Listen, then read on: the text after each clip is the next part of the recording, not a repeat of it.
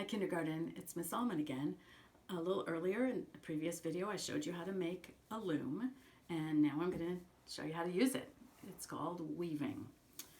To weave, it's fun to do it with yarn, nice colorful yarn. If you don't have some though, you can do it with string.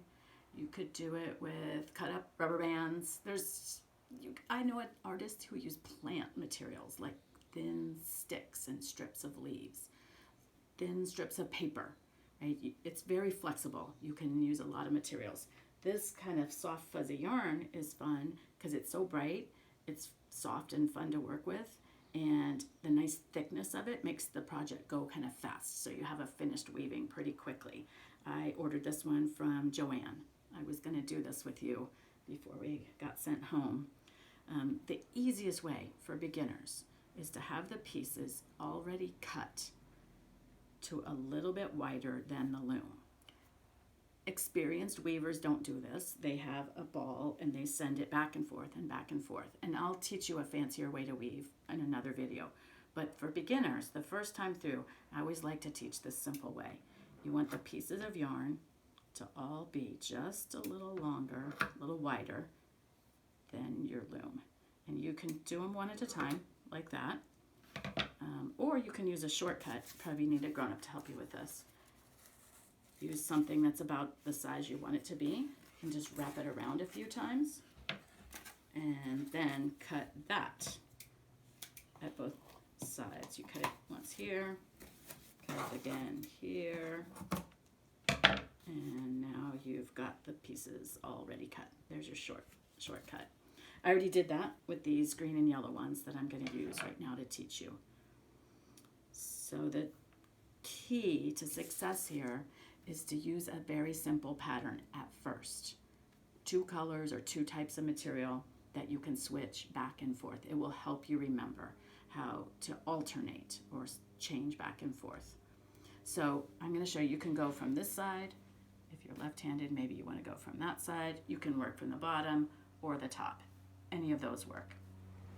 Here's what you do. This is called the warp, these long ones that are in the loom. You take your yarn and you go under, over, under, over. Lift it up gently. You don't want to pull it too tight. Under, over, under, over, under. When you get to the end, pull it enough so that it's even, because otherwise it'll be pretty lopsided and this might fall apart. So pull it so that it's pretty even, and then you can slide it to the edge, right? Now here's the key. Get your other color or your other material and do the opposite. It's really important that you do the opposite. If you do the same thing, when you take it apart, it just falls apart. There's nothing left of it. To make a weaving, each one has to be different than the one above it. So if this was under, the next one, the yellow one, has to go over. If that was over, this one's going to be under. Right? The opposite of the one above, over, so that one's under.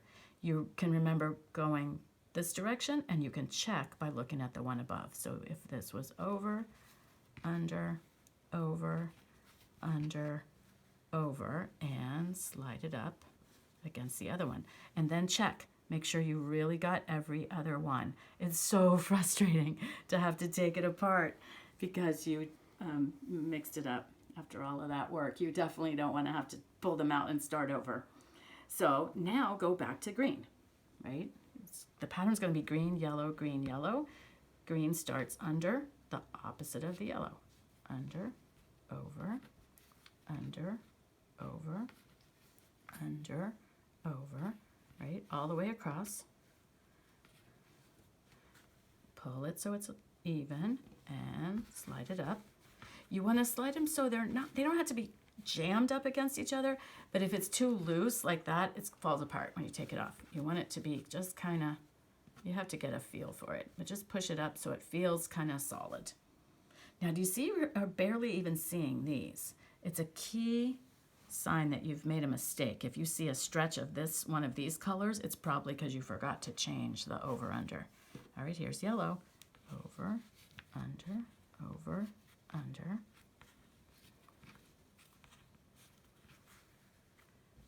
slide it up, push it against, and you just keep going that. It's so calming. I find this really relaxing. You can focus on it. Doing the pattern kind of lets your mind focus on here, it calms you down, and then you end up with a really beautiful piece of art at the end. I'm not going to make you watch me weave the whole thing. I want you to try it if you can, if you have the stuff. And in the next video, I'll show you how to take it off the loom when you're finished. Bye, kindergarten. I love you. Mwah.